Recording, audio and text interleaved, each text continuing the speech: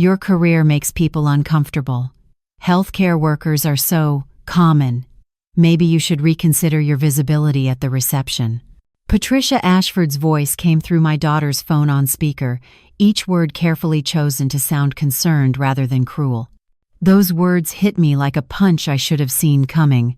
2 years of subtle dismissals, polite erasures, careful suggestions that I didn't quite fit into the Ashford family's world. And now, 9 days before my daughter's wedding, Patricia finally said what she'd been thinking all along, that I was too common, too working class, too black for their country club reception. But that gut punch was nothing compared to what my daughter did next. Jasmine looked at me across my home office and said absolutely nothing. No defense, no outrage. Just pleading in her eyes, begging me not to make this difficult. If you're watching this, please subscribe and let me know where you are watching from. Because what happened next will show you exactly what occurs when people mistake kindness for weakness, when they assume a working woman has no power, when they forget that the person they're dismissing controls more than they could possibly imagine. I'm Barbara Connolly, 56 years old, and I need you to understand who I really am before this story makes sense. For 32 years, I've worked in nursing. Started as a floor nurse at 24 Inches, a Detroit emergency room, worked my way through night shifts and double overtime while raising a daughter alone after my divorce. Earned my master's in nursing administration through weekend classes and student loans I paid off at 47. Today, I'm Chief Nursing Officer at Atrium Health Carolinas Medical Center, one of the largest hospital systems in Charlotte, North Carolina. My annual salary is $215,000. I oversee 4,200 nurses across 8 facilities. I sit on the board of the North Carolina Nurses Association and the Charlotte Chamber of Commerce Healthcare Council. I negotiate contracts worth millions with insurance companies, pharmaceutical vendors, medical equipment suppliers. When major corporations in Charlotte need employee health programs, wellness initiatives, or corporate healthcare partnerships, they come through my office. And Patricia Ashford, whose only professional accomplishment was marrying textile money in 1987, just called my life's work common. My daughter Jasmine, 28 years old, sat in my Dilworth neighborhood home office staring at her phone. We'd been distant since my divorce from her father 6 years ago. Marcus had remarried within 8 months, moved to Charleston with his new wife, started over like our 22 years together had been a rough draft. Jasmine had been 22 then, fresh out of UNC Chapel Hill, hurt and angry. Somehow she'd decided I was the one who'd failed, not the man who'd walked away. The distance grew slowly. Phone calls got shorter. Holidays were missed. Always good excuses about work, about her relationship with Trevor, about being busy. I'd told myself it was normal, that young adults need independence. But listening to Patricia Ashford dismiss my career while my daughter stayed silent, I wondered what Jasmine had been telling Trevor's family about me. What version of her mother she'd created to fit into their world. "Mrs. Ashford," I said, using the voice I reserved for difficult surgeons, "I appreciate your input, but I'm Jasmine's mother. I'll be attending my daughter's wedding." "Well, naturally the ceremony. I'm simply suggesting the reception might work better with carefully curated guests. The Ashford family has hosted events at Ballantine Country Club for 30 years. We're talking about 200 guests from Charlotte's most prominent families. Banking executives, real estate developers, city council members. Trevor's godfather sits on the Federal Reserve Bank board. These are people who value certain standards. Certain standards. She meant white and wealthy. She meant people who didn't work in scrubs. She meant not me. And you're concerned I won't meet those standards? I'm concerned about optics, Barbara. Trevor is building a career in investment banking. Image matters.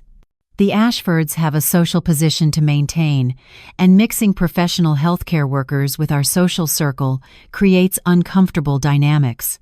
Professional healthcare workers, like I was cafeteria staff instead of a C-suite hospital executive. I watched Jasmine's face, waiting for her to speak up. To defend the mother who'd worked double shifts to pay for her college, who'd transferred $118,000 4 months ago when the Ashfords suddenly backed out of their half of the wedding budget. That phone call replayed in my head. "Mom, we need help." The Ashfords withdrew their $60,000. They said they needed to reconsider their financial priorities. "We're going to lose everything. The deposits, the venue, the caterer. Can you help us?" "How much do you need?" $118,000 total.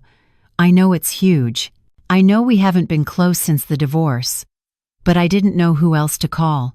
I transferred it that same afternoon. Every dollar. Because despite 6 years of growing distance, shortened conversations, and careful politeness, she was still my daughter. Still the little girl who used to draw pictures of nurses because mommy saves people. Now that little girl sat silent while Patricia Ashford suggested I was too common for my own child's wedding reception. "Mrs.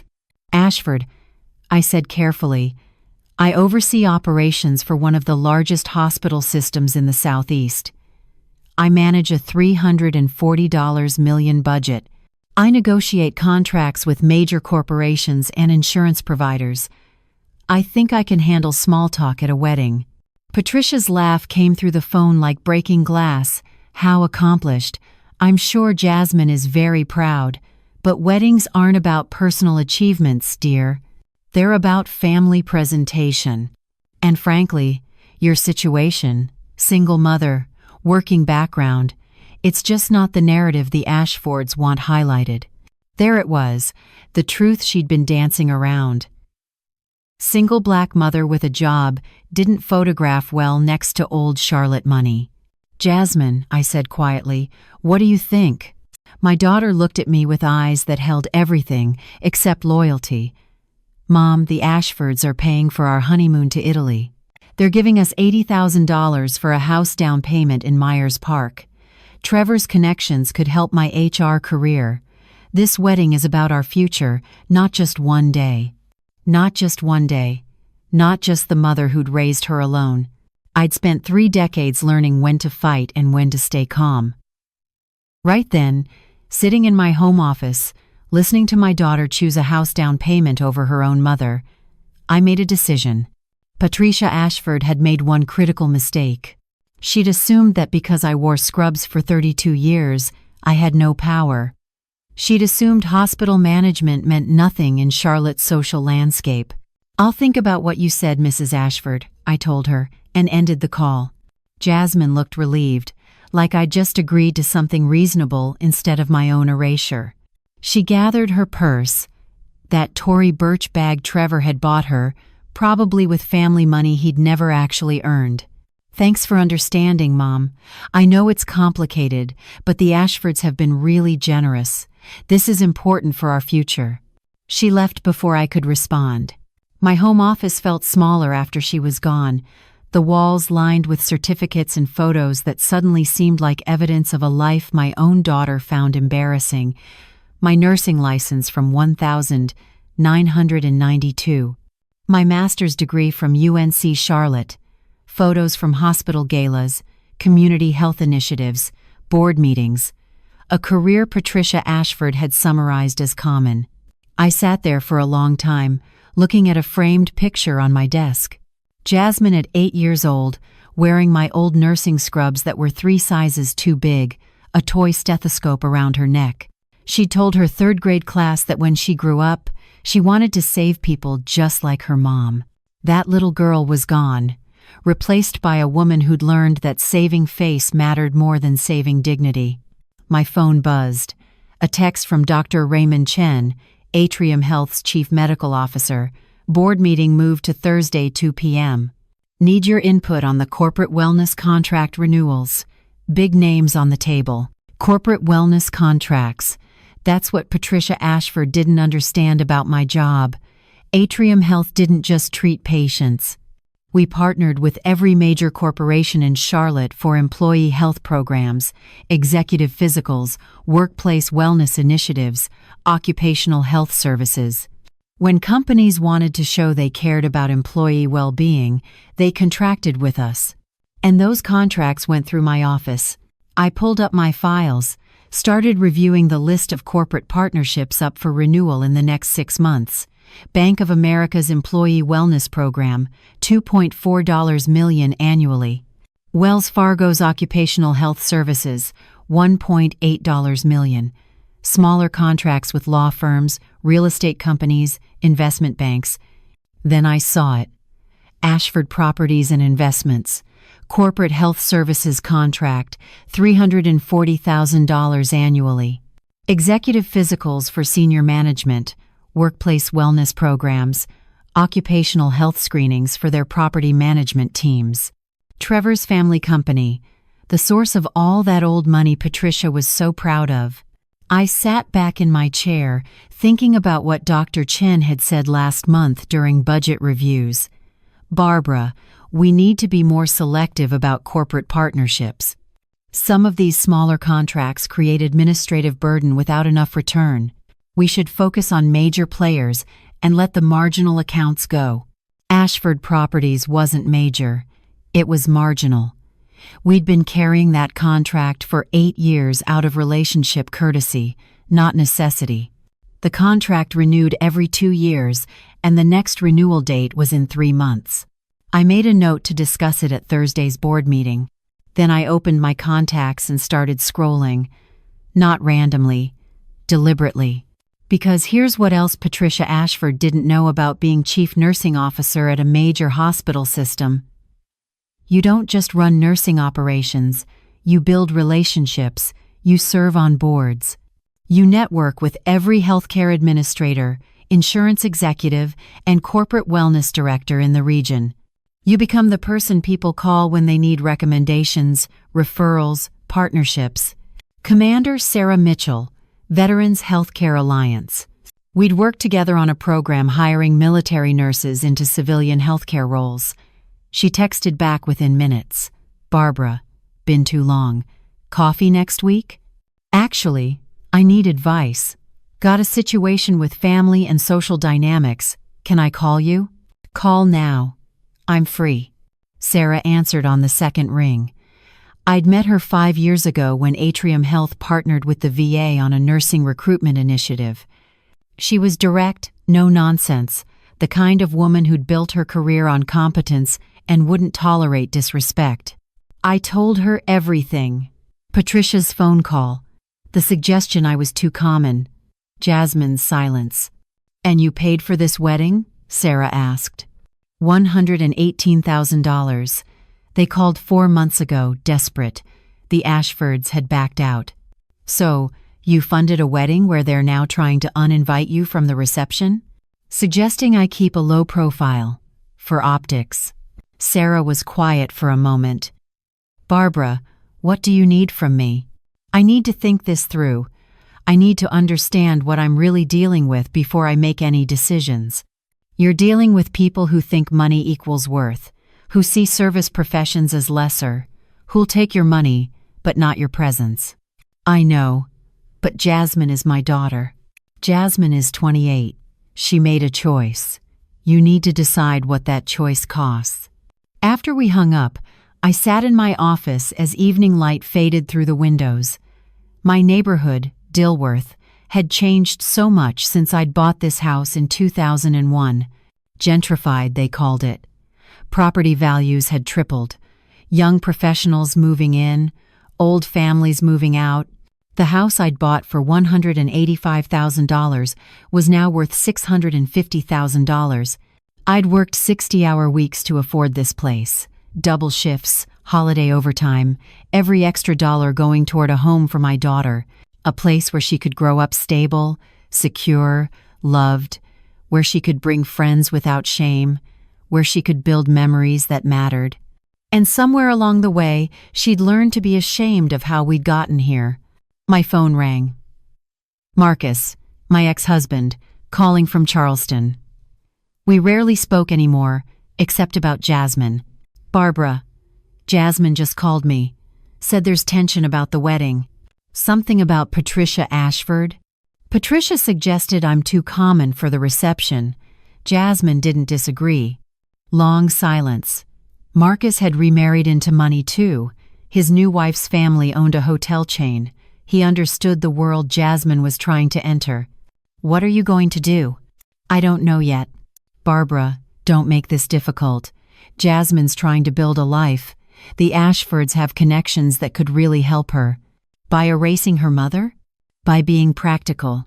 Look, I know this hurts, but sometimes you have to let your kids make their own choices about their futures. Even when those choices involve public disrespect? Even then. Because the alternative is losing her completely." He hung up, and I realized Marcus had already made his peace with being a checkbook parent. Show up when invited, stay quiet about slights, keep the relationship surface level and manageable. Maybe that's what divorce had taught him. That love was conditional. That family was negotiable. That dignity was less important than access. But I'd spent 32 years in nursing. I'd held dying patients' hands. I'd fought for proper staffing when administrators wanted to cut corners. I'd stood up to surgeons who thought nurses were beneath them. I'd built a career on the principle that every person deserves respect, regardless of their position. And now my own daughter was asking me to accept less than I'd demand for a stranger in a hospital bed. Thursday's board meeting was in 2 days. The corporate wellness contract renewals would be on the agenda. I had decisions to make before then. Not about revenge, about respect. About what I was willing to accept and what I was willing to lose. Thursday morning arrived cold and gray, the kind of November weather that makes Charlotte feel more serious, more northern than it usually pretends to be. I dressed carefully for the board meeting. Navy suit, pearl earrings my mother had given me when I finished my master's degree, the same professional armor I'd worn through 3 decades of hospital politics. The drive to Atrium Health's administrative building took 20 minutes through morning traffic. I used the time to review my notes, but my mind kept returning to Jasmine's face, that pleading look, that silent request to just disappear quietly so her new life could proceed without complications. Dr. Raymond Chen was already in the conference room when I arrived, along with Michael Torres, our CFO, and Susan Palmer, Vice President of Strategic Partnerships. The people who actually ran the business side of healthcare while doctors got the glory and nurses did the work. "Barbara," Raymond said, gesturing to the seat beside him, "glad you could move your schedule. We need to finalize these corporate contract renewals before year-end." Susan pulled up her presentation, 23 corporate wellness contracts up for review. Bank of America, Wells Fargo, major law firms, accounting companies, tech startups that had relocated to Charlotte's growing business district. And there, on slide 12, Ashford Properties and Investments, $340,000 annual contract. Employee health services, executive physicals, occupational health for their property management teams.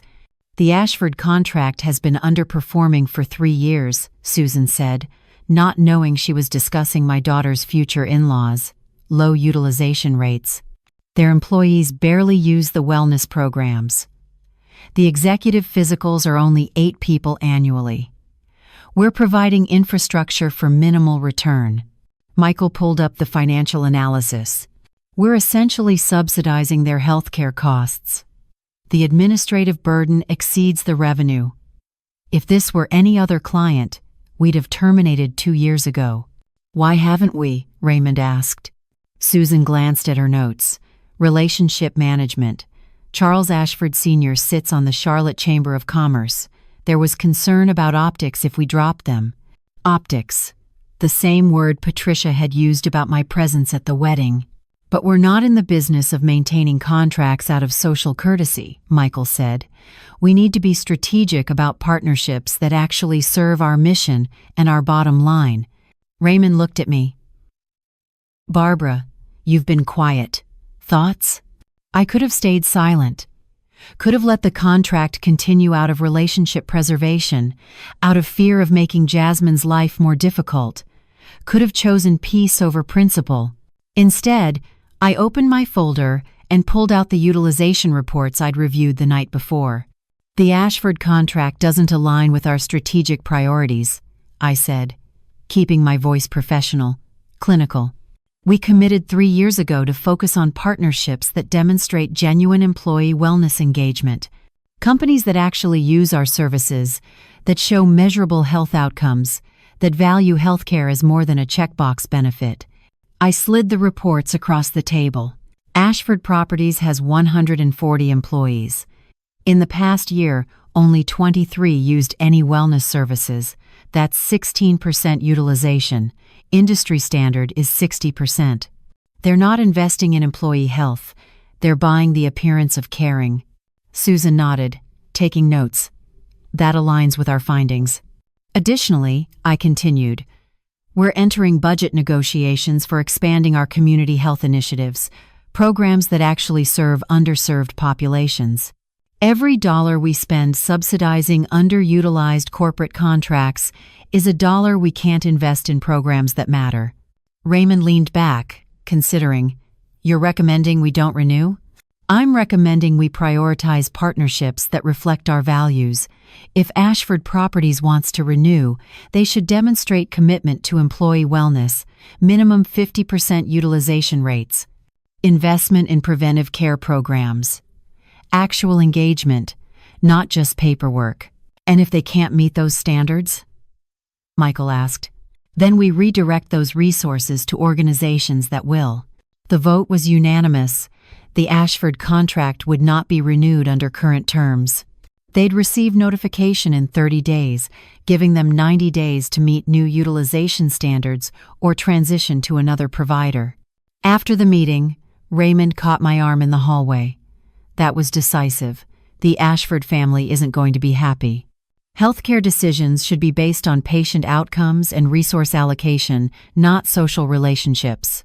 He studied my face. This wouldn't have anything to do with personal circumstances, would it? Raymond had been my colleague for 8 years. He'd attended my 50th birthday party, knew about my divorce, had met Jasmine at hospital events. It has to do with institutional integrity, I said.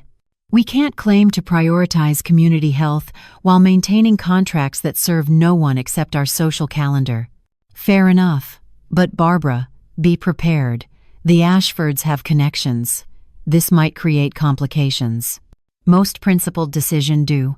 I returned to my office and sat down at my desk, looking at that picture of 8-year-old Jasmine in oversized scrubs, the little girl who'd wanted to save people. What I'd just done would affect her wedding, her relationship with Trevor's family, possibly her marriage itself. The Ashfords would lose their corporate health contract 3 weeks before the wedding. They'd know it came from Atrium Health. Eventually, they'd figure out it came from me. My phone buzzed. A text from Jasmine. Can we meet for lunch tomorrow? I want to talk about the wedding seating chart. Maybe we can find a compromise that works for everyone. A compromise. She wanted me to agree to sit in the back, keep quiet, make myself small so her new family wouldn't be uncomfortable. I texted back, tomorrow at noon, Amelie's in Dilworth. Then I pulled up my email and started typing. Not to Jasmine. To Commander Sarah Mitchell at Veterans Healthcare Alliance. Sarah, following up on our conversation, I'm making some decisions that might have ripple effects. Would appreciate your perspective on how to handle family dynamics when professional choices intersect with personal relationships. Her response came within minutes. Coffee tomorrow morning before your lunch? You sound like you're about to do something that can't be undone. Already did it. Now I need to figure out what comes next. 8 a.m., Starbucks on Providence Road. And Barbara, whatever you did, make sure you can live with it. Because the people affected rarely forget. I looked out my office window at Charlotte's skyline. Somewhere in one of those buildings, Trevor Ashford was working at his investment banking job, unaware that his family's healthcare contract had just been terminated. Patricia Ashford was probably planning wedding details, confident that she'd successfully managed the situation with the common nurse mother. And my daughter was preparing to ask me to compromise my dignity for seating chart logistics. In 90 days, the Ashford family would lose their corporate health care contract, In 9 days, they'd host a wedding funded by money I'd transferred without hesitation. The irony wasn't lost on me. Some people think power is about money or social position, but real power is understanding systems, knowing where the pressure points are, and having the professional standing to make decisions that look neutral but carry personal weight. I'd spent 32 years building that kind of power. Patricia Ashford had spent 2 years assuming I didn't have any. She was about to learn the difference between being common and being underestimated. And my daughter was about to learn that some compromises cost more than they're worth. The wedding was in 9 days. The contract termination notice would go out in 30. The timeline was deliberate. Let them have their perfect wedding. Let Patricia Ashford feel victorious about managing the optics. Then let them discover that the woman they'd dismissed controlled something they actually needed. Friday morning, 8 a.m. Sarah Mitchell was already at the Starbucks when I arrived, sitting by the window with 2 coffees waiting. She stood when she saw me, and we hugged briefly. She was 51, former Army nurse turned healthcare administrator, one of the few people who understood both the clinical side and the political reality of hospital systems. "You look tired," she said as we sat down. "Didn't sleep much. Because of what you did at the board meeting, or because of what's coming?" "Both."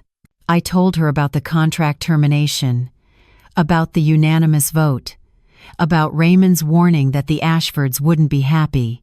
Sarah listened without interrupting, the way good nurses do. When I finished, she asked the question I'd been avoiding. "What do you want to happen here, Barbara?" "I want my daughter to respect me." "And you think losing their healthcare contract will teach the Ashfords to respect you?" "I think it'll teach them I'm not powerless." "Those aren't the same thing." Sarah sipped her coffee. "I've watched people use professional power to settle personal scores. It never ends the way they think it will." This wasn't about settling scores. The contract was underperforming. We made a sound business decision. A sound business decision you wouldn't have scrutinized if Patricia Ashford hadn't called you common. She was right, and we both knew it. The contract had been underperforming for 3 years. I could have let it continue indefinitely. I'd chosen this moment, this decision, because of what had happened in my office 3 days ago. "What would you do?" I asked. "I'd ask myself what I'm really trying to accomplish. If it's teaching them respect, this might work. If it's rebuilding your relationship with Jasmine, this will make everything worse. Maybe I can't have both. Maybe you can't. But you need to be honest about which one you're choosing." We sat in silence for a moment. Outside, Charlotte was waking up, people heading to work, to lives that didn't involve choosing between dignity and family. "I have lunch with Jasmine in 4 hours," I said. "She wants to discuss wedding seating arrangements." "Are you going to tell her about the contract?" "Not yet. The official notification doesn't go out for 30 days. The wedding is in 8 days. So you're letting them have their perfect wedding before the consequences land. I'm separating personal from professional. They'll get married, have their reception, enjoy their moment. Then, separately, they'll deal with a business decision that was coming regardless." Sarah looked at me with something between sympathy and concern. "Barbara, you're a better person than most, but you're also lying to yourself if you think those 2 things are separate. When that notification arrives 3 weeks after the wedding, everyone will connect the dots, including Jasmine. Then she'll understand I'm not someone who can be dismissed. Or she'll understand you're someone who uses professional power to punish personal slights. There's a difference, and you need to be prepared for her to see this differently than you do." My phone buzzed. A text from Jasmine. "Still on for lunch? Really want to work this out, Mom." Work this out, like we were negotiating a business deal instead of deciding whether my presence at her wedding was acceptable. "I need to go," I said, standing up. "Staff meeting at 9 a.m., then lunch with Jasmine at noon." Sarah stood too, put her hand on my arm. "Barbara, I'm not judging you. I'm watching someone I respect walk into something that's going to hurt no matter how it ends." Just make sure you're ready for all the ways this could go wrong. I've spent 32 years making hard decisions about patients and staff and hospital policies. This is your daughter. It's different. Maybe that's the problem. Maybe I've been treating family like it's different, like the rules don't apply, like respect is optional if you share DNA. And maybe there's wisdom in treating family differently, because when this is over, those board members will still be colleagues. But Jasmine is your only child. I drove to the hospital thinking about what Sarah had said, about the difference between teaching respect and losing relationships, about whether I was being principled or just hurt. The staff meeting was routine: budget updates, policy changes, staffing schedules for the holidays, normal work, normal decisions, normal problems that had solutions. Then it was noon, and I was driving to Amelie's to meet my daughter, knowing that nothing about this conversation was going to be normal or have easy solutions. Amelie's French bakery in Dilworth was crowded with the lunch rush: young professionals, mothers with strollers, retired couples sharing pastries. The kind of neighborhood spot where everyone looked comfortable, confident, like their biggest problem was choosing between the quiche or the croque monsieur. Jasmine was already there, sitting at a corner table, looking at her phone. She'd dressed carefully, professional but soft. Beige sweater, minimal jewelry, hair pulled back, the outfit of someone preparing for a difficult conversation. She looked up when I approached, and for just a moment I saw my little girl, uncertain, hoping for approval, wanting everything to be okay. Then she smiled, and the moment passed. "Thanks for meeting me, Mom. I know things have been tense." I sat down across from her. We ordered, made small talk about traffic and weather, both of us avoiding what we were really here to discuss. Finally, after our sandwiches arrived, Jasmine pulled out her phone and opened a document. "I've been thinking about the seating arrangements. What if we seated you at a table with some of Trevor's family friends, people who aren't part of the main Ashford social circle, but nice people?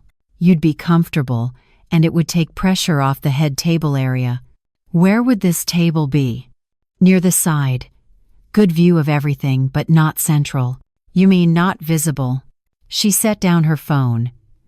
"Mom, I'm trying to find a solution that works for everyone." By hiding me in the corner? By managing a complicated social situation, Patricia has been very clear about her expectations. "And what about your expectations, Jasmine? What do you expect from your mother at your wedding?" She looked down at her sandwich, not eating. "I expect you to understand that this day is important, that Trevor's family has been generous, that sometimes we have to make compromises for the bigger picture. The bigger picture being your house in Myers Park and your connections to Charlotte society. That's not fair, isn't it? You called me 4 months ago, desperate because the Ashfords backed out of funding. I transferred $118,000 without hesitation.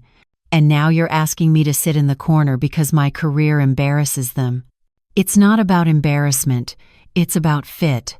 The Ashfords have a certain world, certain expectations. That don't include black mothers who work for a living." The words hung between us. Jasmine's face went pale. "That's not what this is about." "Then, what is it about?" "Explain to me how your mother, who raised you alone, who paid for your education, who funded this wedding, doesn't fit into your special day." "Mom, you're making this about race when it's about social dynamics." "Jasmine, it's always about race. You think Patricia Ashford would be suggesting I sit in the corner if I were a white hospital executive? You think she'd call my career common if I came from the right kind of background? You're being unfair to her. She's been under a lot of stress planning this wedding. I've been under stress for 28 years raising you. Somehow I managed not to treat people as less than human." Jasmine's eyes filled with tears, but I couldn't tell if they were genuine or strategic. "Why are you making this so difficult? I'm trying to have a relationship with you and build a life with Trevor.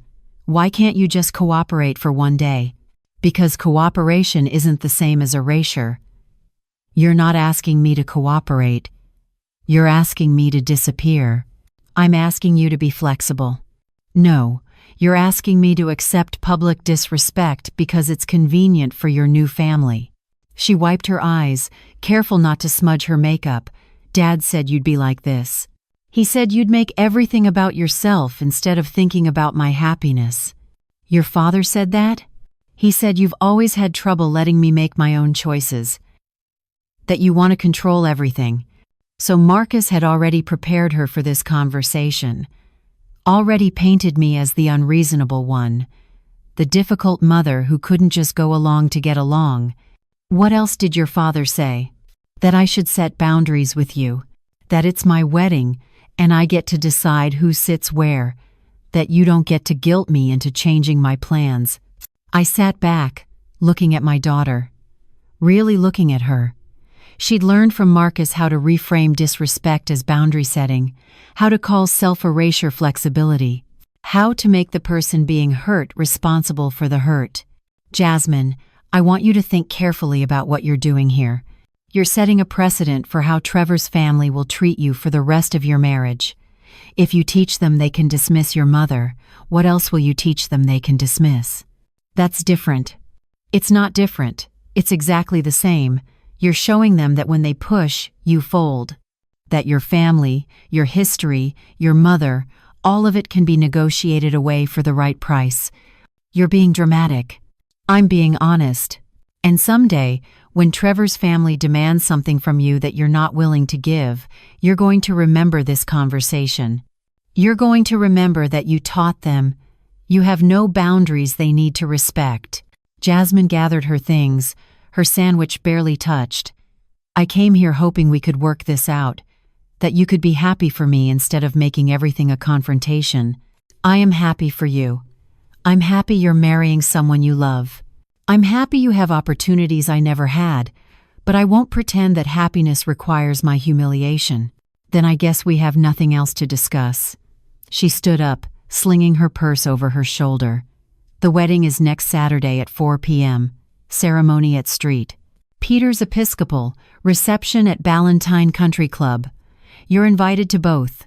Where you choose to sit is up to you." She left before I could respond. Left me sitting in a crowded bakery, surrounded by people having normal lunches, normal conversations, normal relationships that didn't require this kind of calculation. I finished my sandwich because I'd learned long ago not to waste food or money. Then I sat there thinking about what Sarah had said that morning, about the difference between teaching respect and losing relationships. The contract termination notice would go out in 29 days. The wedding was in 8 days. Jasmine would get married, have her perfect reception, spend 2 weeks in Italy on the Ashford's dime. Then she'd come home to discover that her mother wasn't powerless after all, that the woman she'd tried to hide in the corner controlled something the Ashfords actually needed. And she'd have to decide what that meant about the mother she thought she knew. I paid the bill and walked back to my car, driving through Dilworth's tree-lined streets toward the hospital. I had an afternoon full of meetings, staffing decisions, the normal work of keeping a hospital system running. Normal work that didn't require choosing between dignity and family. But as I pulled into the parking garage, I realized I'd already made my choice. The moment I'd voted to terminate that contract, I'd chosen dignity. The week before the wedding passed in a strange kind of limbo. I worked, attended meetings, made decisions about staffing and budgets, and patient care protocols. Normal professional life continuing, while my personal life fractured. Jasmine didn't call, didn't text. The silence felt deliberate, like she was punishing me for not accepting her compromise. Or maybe she was relieved, glad to plan her wedding without her difficult mother complicating things. Wednesday afternoon, I was reviewing surgical scheduling when my office phone rang. Internal extension, reception desk. "Miss Connolly, there's a Patricia Ashford here to see you. She doesn't have an appointment, but says it's urgent regarding a family matter." My heart rate kicked up, but I kept my voice steady. "Send her up." 5 minutes later, Patricia Ashford walked into my office. She'd dressed for the occasion. Chanel suit, Hermes bag, the kind of calculated elegance that costs more than most people's monthly salary. She looked around my office with barely concealed surprise, taking in the degrees on the wall, the awards, the photos with hospital board members and Charlotte's mayor. "Barbara, thank you for seeing me without notice. Mrs. Ashford, please sit." She perched on the edge of the chair across from my desk, maintaining perfect posture. "I'll be direct. Jasmine told me about your lunch. She's quite upset." "I'm sure she is. She feels you're making unreasonable demands about the wedding seating, that you're prioritizing your ego over her happiness." I folded my hands on my desk, using every bit of professional restraint I'd learned in 3 decades of hospital politics. "Is that what you came here to tell me?" "I came here to appeal to your maternal instincts.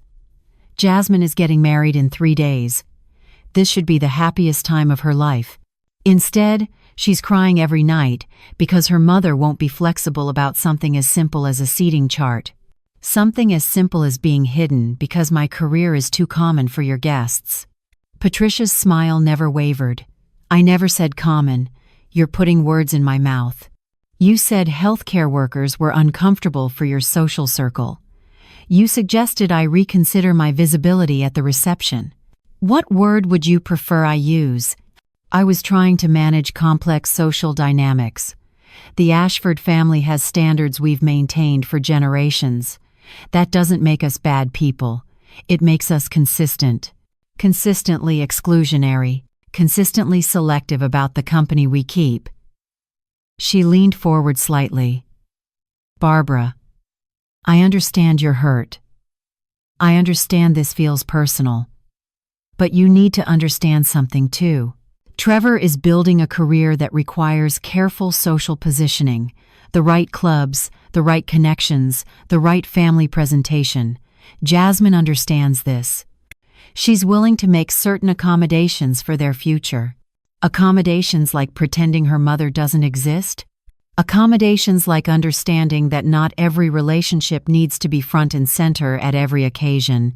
Patricia's voice remained pleasant, but her eyes were cold. "You raised Jasmine alone. You worked hard. That's admirable. But that chapter of her life is over. She's entering a new world now, and frankly, dragging her working-class background into every situation isn't helpful." Working-class background. There it was, the truth underneath all the polite language about social dynamics and optics. "Mrs. Ashford, I'm the chief nursing officer at one of the largest hospital systems in the Southeast. I oversee operations for 4,200 employees. I manage a budget of $340 million. I sit on multiple boards." "What exactly about my background is working class?" "Your profession, dear. Nursing is service work. Honorable, certainly, but service nonetheless. The Ashford family comes from business ownership, investment, property development. We create jobs rather than filling them. There's a difference in social standing that I'm sure you understand." I understood perfectly. She saw nurses as servants, regardless of rank or responsibility. She saw me as someone who'd worked her way up through labor rather than inherited position, and that made me lesser in her eyes. "I see." I kept my voice neutral. "And you came here to explain this to me, why?" "To ask you to think about Jasmine, to consider what's best for her future rather than what feels fair to you. Sometimes being a good mother means stepping back, letting your child move forward even if it means being left behind." The manipulation was skilled. I had to give her that. Framing my exclusion as maternal sacrifice, making dignity sound like selfishness. "Mrs. Ashford, I appreciate you coming here. I understand your perspective, but I need you to understand mine. I won't teach my daughter that respect is negotiable based on social convenience. I won't show her that standing up for yourself is less important than fitting into someone else's expectations, and I won't accept being erased from her life because it makes yours more comfortable." Patricia stood, smoothing her suit. "Then you're choosing your pride over your daughter's happiness." "I'm choosing to model self-respect. What Jasmine does with that example is up to her." You know this will damage your relationship with her, possibly permanently. That's Jasmine's choice to make. I'll be at the wedding. I'll sit wherever I'm assigned. But I won't pretend this is acceptable, and I won't make it easy for anyone to forget what's being asked of me." Patricia's pleasant mask finally cracked. "You're being incredibly selfish. I'm being incredibly clear. There's a difference." She walked to the door, then turned back. "You should know, the Ashford family doesn't take well to obstruction. We have significant influence in Charlotte. Hospital boards, charitable foundations, business councils. It would be unfortunate if your inflexibility affected your professional standing." There it was. The threat underneath all the politeness. "Cooperate or face consequences." "Mrs. Ashford, are you threatening my career because I won't accept being hidden at my daughter's wedding?" "I'm simply noting that Charlotte is a small community. Relationships matter, reputations matter. It would be wise to consider all the implications of your choices." After she left, I sat in my office for a long time, looking out the window at Charlotte's skyline. Patricia Ashford had just threatened my professional reputation because I wouldn't cooperate with my own erasure. The contract termination notice was going out in 26 days. Patricia had no idea what was coming. No idea that while she was threatening my career, I'd already made a decision that would affect her family's business relationships. My phone buzzed. A text from Sarah Mitchell. "Coffee tomorrow morning? Heard through the grapevine that Patricia Ashford visited you at work." Charlotte really was a small community. News traveled fast among healthcare administrators. I texted back, 8 a.m., same place. Then I pulled up my email and found the message from Michael Torres, our CFO, sent that morning. Board approved the contract termination timeline, official notices going out November 29th. Ashford Properties among the non-renewal list. Thanks for your diligence on the utilization analysis. November 29th, 3 weeks after the wedding. The timing was no longer accidental, it was deliberate. Patricia Ashford had come to my office to threaten my professional standing, to use her family's influence as leverage, to remind me that I was supposed to be powerless in the face of old money and social position. She'd miscalculated badly. Because the thing about real power is it doesn't announce itself. It doesn't make threats. It just acts, quietly and professionally, through channels that look entirely legitimate.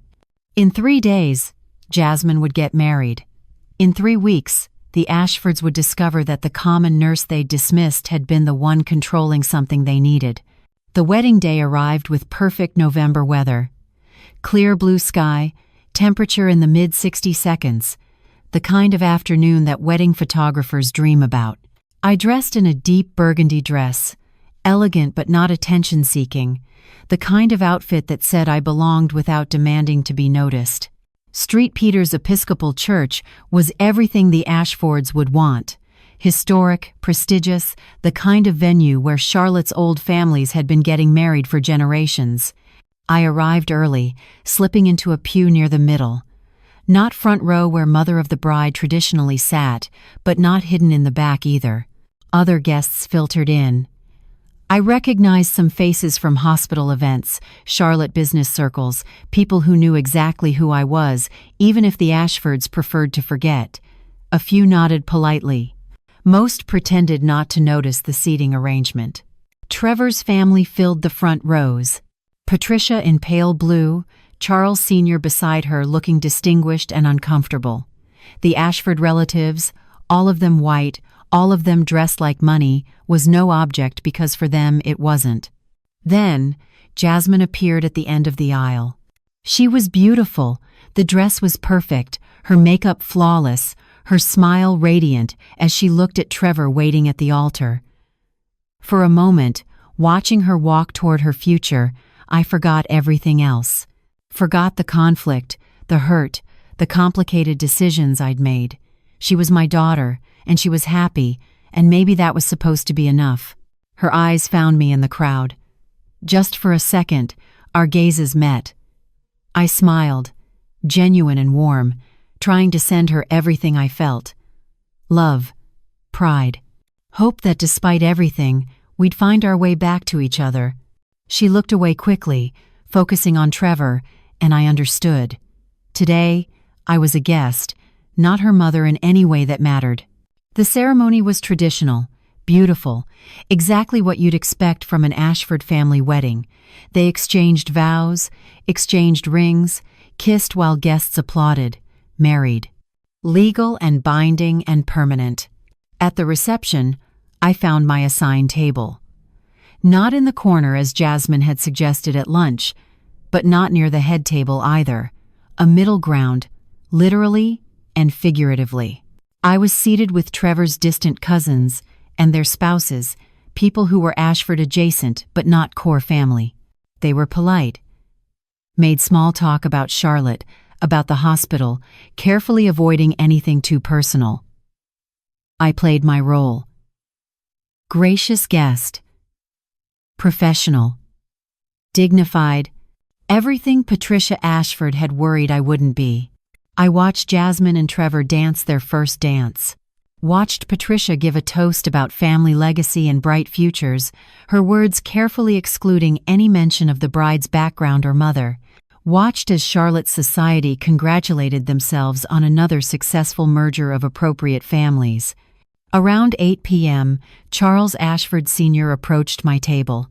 He'd been drinking, not drunk but loosened up enough to say things his wife probably wouldn't approve of.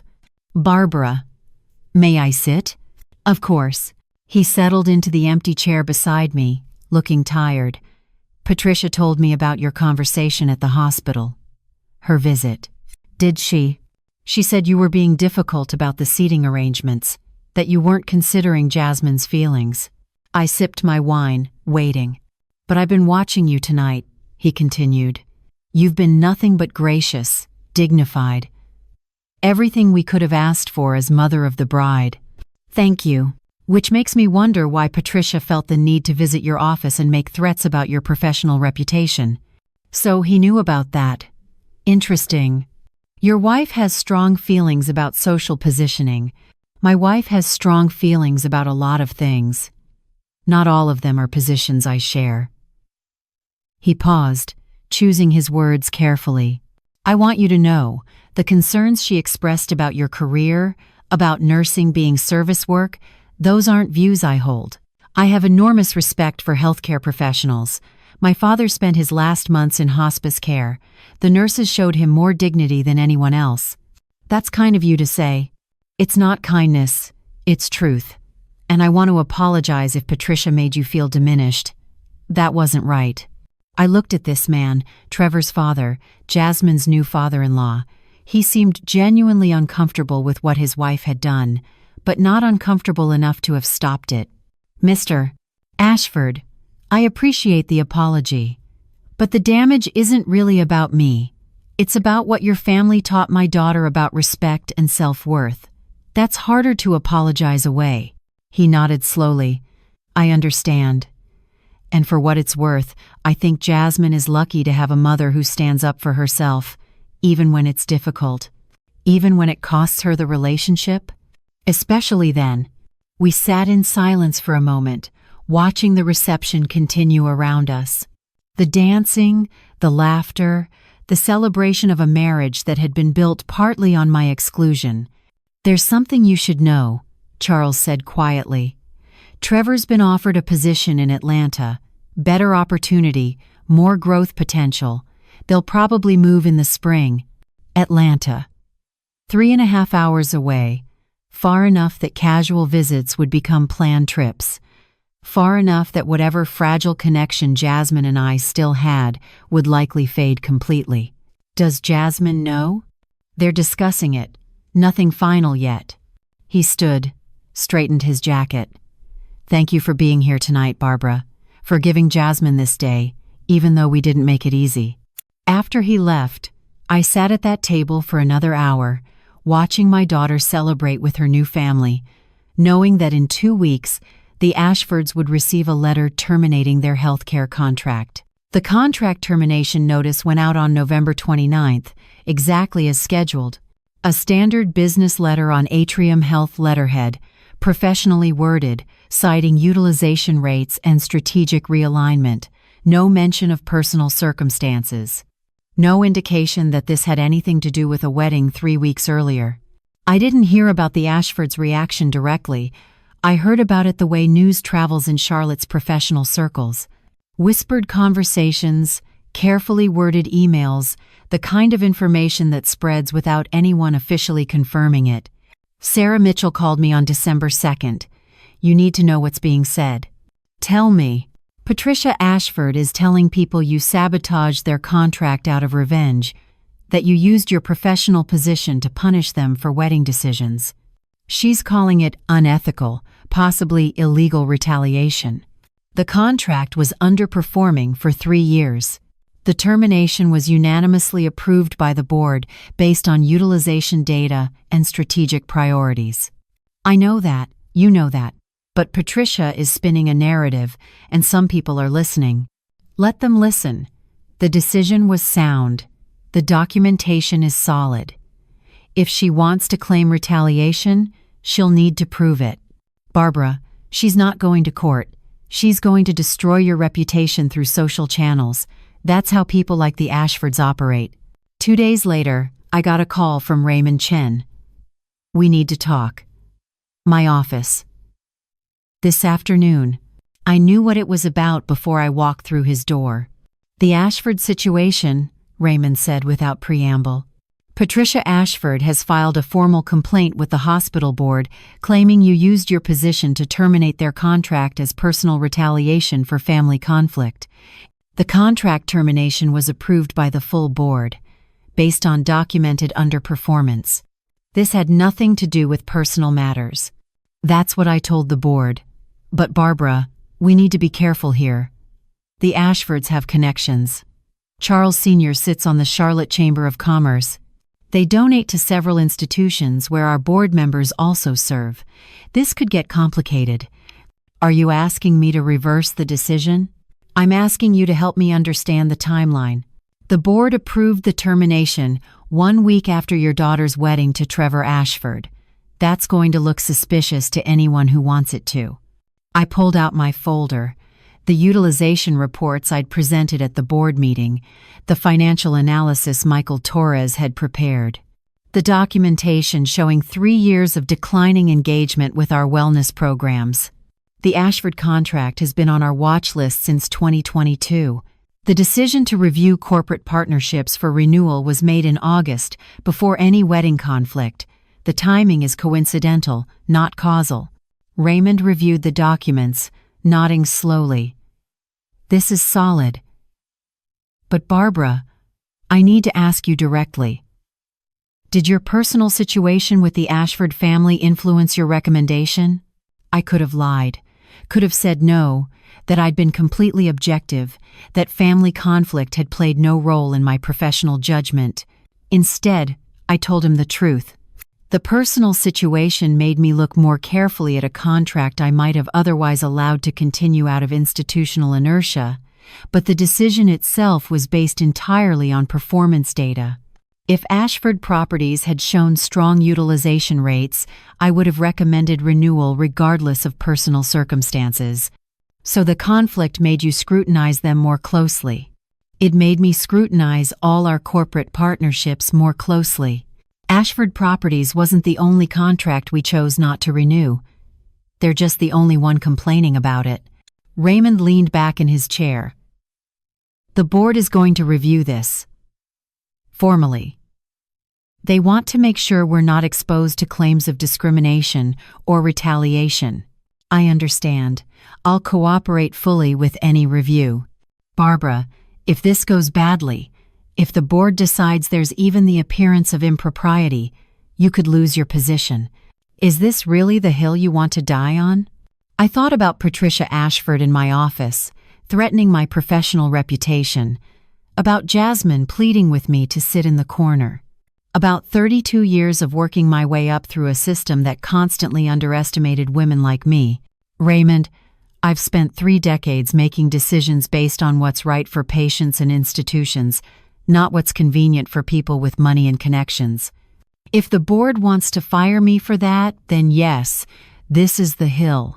He studied my face for a long moment. You know Jasmine hasn't spoken to you since the wedding. I know. And you're willing to risk everything, your relationship with her, your career, your reputation, because Patricia Ashford called you common? I'm willing to risk everything because I won't teach my daughter that power means you can treat people however you want without consequences. Even if she never speaks to me again, at least she'll know her mother had principles that mattered more than peace. Raymond nodded slowly. The board review is scheduled for December 18th. You'll need to present your case. Be prepared for questions about timing, motivation, everything. After I left his office, I sat in my car in the parking garage, finally letting myself feel the weight of what I'd done. The board review could end my career. Patricia's social campaign could destroy my reputation in Charlotte's professional circles. And Jasmine, my daughter, hadn't called me once since the wedding. I'd won the battle about respect, but Sarah Mitchell had been right. I was losing the war that actually mattered. My phone buzzed. A text from an unknown number. Miss Connolly, this is Trevor Ashford. Can we talk? It's important. I met Trevor Ashford at a coffee shop in South End, neutral territory away from both our families. He arrived 10 minutes early, looking exhausted in a way that expensive clothes couldn't hide. Dark circles under his eyes, tie loosened, the kind of tired that comes from stress rather than long hours. Thank you for meeting me, he said as we sat down with our coffee. I wasn't sure you would. Your text said it was important. It is. He wrapped both hands around his cup, not drinking. Jasmine doesn't know I'm here. My mother definitely doesn't know. But I needed to talk to you before the board review next week. I'm listening. My mother is lying. About the timeline, about what happened, about your motivations. He looked up, meeting my eyes. I know because I was there. I heard her tell my father that she needed to pressure you into backing down about the wedding. I heard her say she was going to visit you at the hospital to remind you about the Ashford family's influence. You heard that? I was in their house when she made the call setting up that visit. She told my father, and I'm quoting here, that she needed to put you in your place before you got ideas about being more visible at the wedding. I sat back, processing this. Why are you telling me this? Because what my mother did was wrong. How she treated you was wrong. And what she's doing now, trying to destroy your career because you wouldn't accept being erased, that's wrong too. Does Jasmine know you're here? His face tightened. Jasmine is caught between two families and doesn't know how to navigate it. She loves you. She's also desperate to fit into my family's world. Those two things have been in conflict since we started dating. And which side are you on?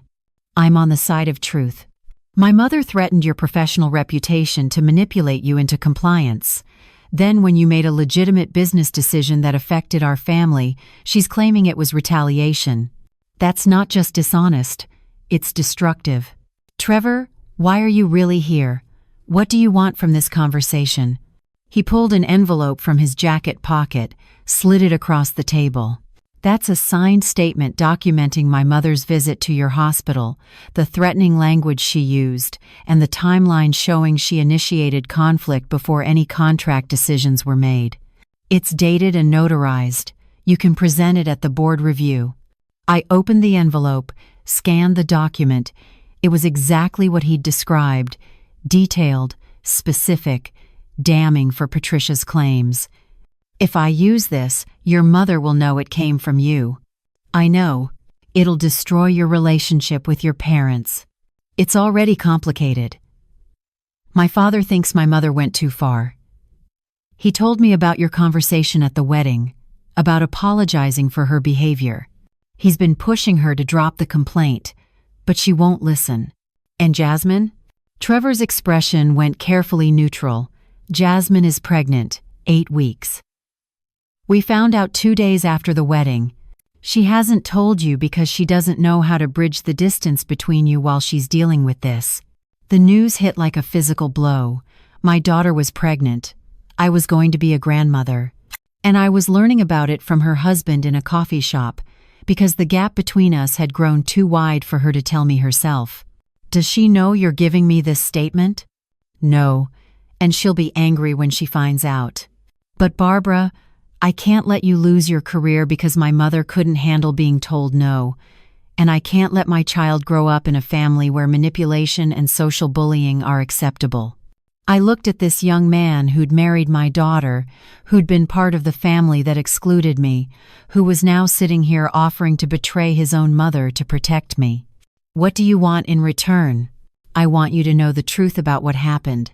I want you to have the evidence you need to defend yourself, and I want, when this is all over, for you to have a relationship with your grandchild. Because that baby is going to need a grandmother who teaches them about standing up for what's right, even when it's hard. After Trevor left, I sat in that coffee shop for another hour, holding his statement, thinking about everything that had happened. The wedding, the contract, the board review, Jasmine's pregnancy. I'd made decisions based on principle, on refusing to accept disrespect, on teaching my daughter about dignity. Those decisions had cost me our relationship, put my career at risk, created fractures that might never fully heal. But Trevor had just shown me something I hadn't expected, that standing up for yourself could teach lessons beyond the immediate conflict. That refusing to be diminished could influence people you didn't even know were watching. The board review was in 6 days. I had documentation proving the contract decision was sound. I had a statement from Trevor proving Patricia's threats came first. I had everything I needed to protect my career. What I didn't have was my daughter. I texted Trevor, "Thank you for this statement.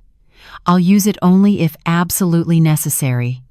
And tell Jasmine, when she's ready, that I'm here, that I love her, that I want to be part of her child's life, but only if she wants me there."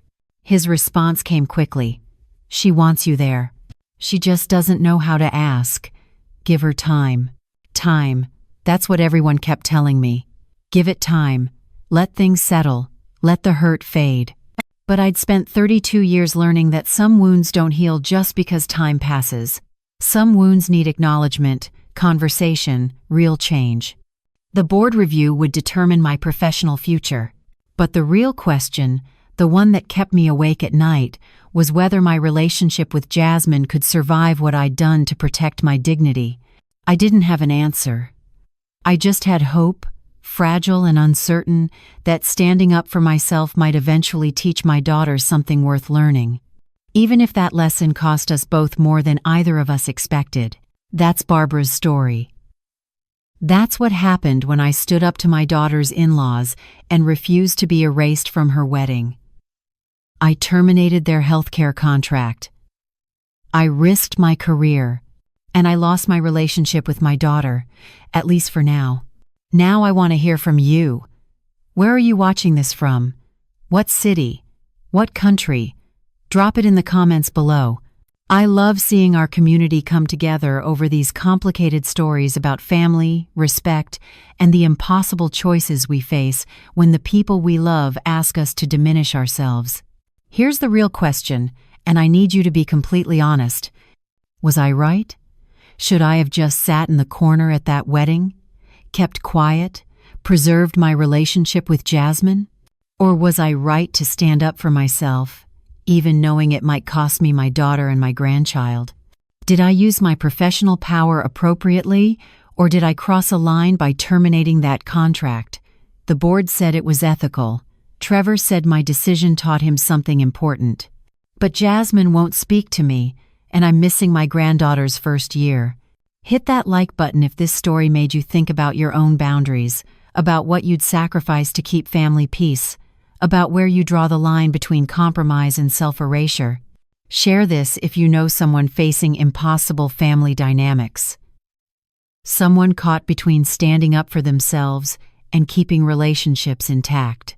Someone who needs to hear that sometimes there are no good choices, just honest ones. And subscribe for more real stories about family conflict, professional ethics, the cost of dignity, and what happens when doing the right thing doesn't lead to happy endings. Because the truth is, life doesn't always reward principle with reconciliation. Sometimes you stand up for yourself and lose everything that matters.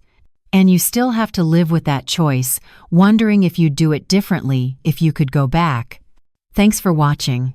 Thanks for listening to the whole complicated truth, not just the part that feels good. And thanks for understanding that some stories don't end with forgiveness and reunion. Some stories just end with you, alone, hoping that someday the people you love will understand why you couldn't be anyone other than who you are. See you in the next video.